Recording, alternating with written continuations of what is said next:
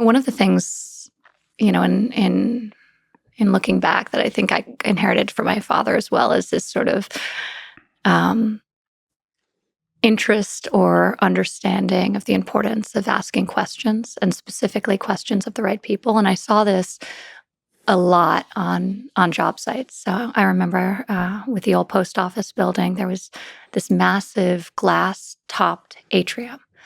So heating and cooling the structure was like a Herculean lift. We had the mechanical engineers provide their thoughts on how we could do it efficiently and so that the temperature never varied.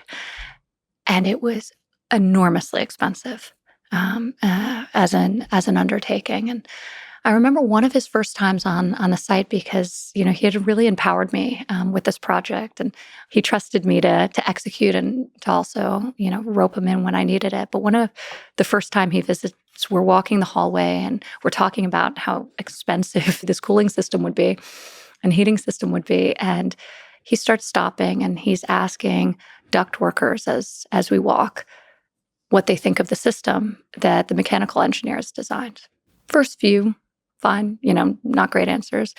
The third guy goes, "Sir, if you want me to be honest with you, it's obscenely overdesigned. In the circumstance of a 1,000-year storm, you will have the exact perfect temperature if there's a massive blizzard or if it's unbearably hot. But 99.9% of the time, you'll never need it. And so I think it's just an enormous waste of money."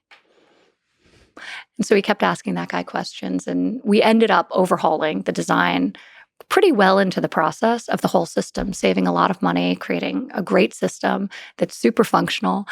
And so I learned a lot, and that's just one example of countless. That one really sticks out in my head because I'm like, oh my gosh, we're redesigning the whole system. Mm-hmm. We were actively under construction. So it was, but I would see him do that on a lot of different issues.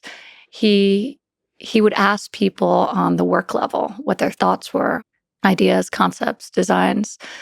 And there was almost like a Socratic sort of first principles type of way he questioned people, trying to get down to sort of trying to reduce complex things to something really fundamental and simple.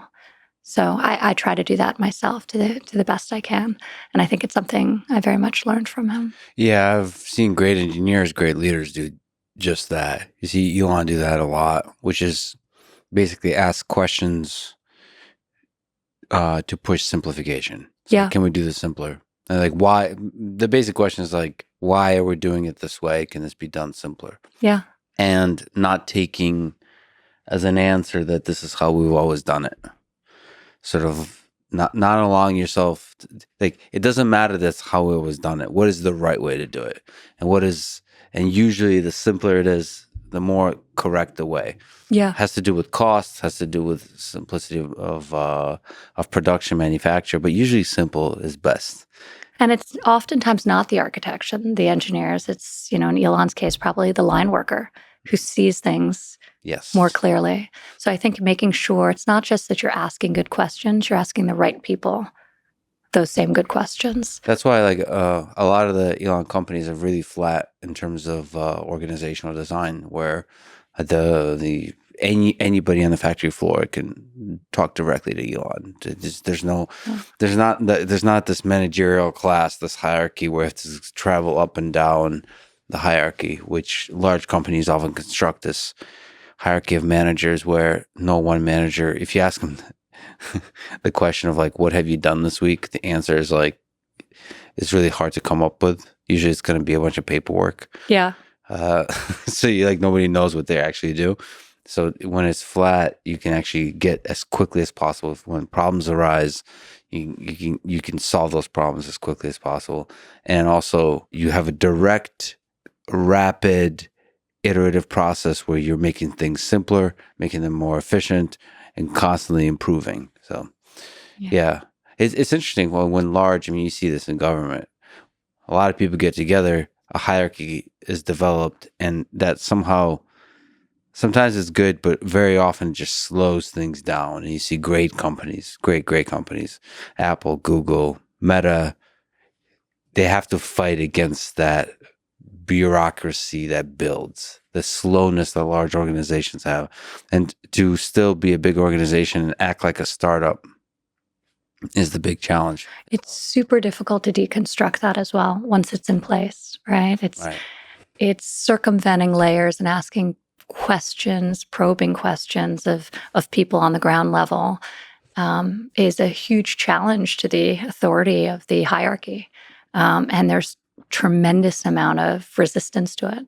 So it's how do you grow something, and in the case of a company, in terms of a culture that can scale, but doesn't lose its connection to sort of real and meaningful feedback. It's not easy.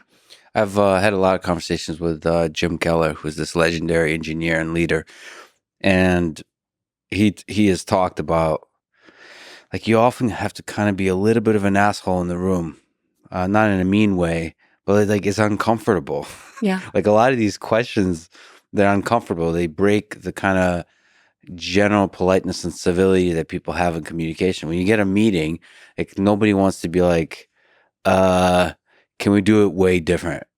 Everyone wants just to like, this lunch is coming up. I have this trip planned on the weekend with the family. Everyone just wants comfort. When humans get together, they kind of gravitate towards comfort. Nobody wants that one person that comes in and says, "Hey, can we like do this way better and way different?" And everything we've gotten comfortable with, throw it out. Not only do they not want that, but the one person who comes in and does that puts a massive target on their back, and is ultimately seen as a threat. I mean, nobody really gets fired for maintaining the status quo, right? Even if things go poorly. Mm-hmm. It's the way it was always done. Yeah, humans are fascinating.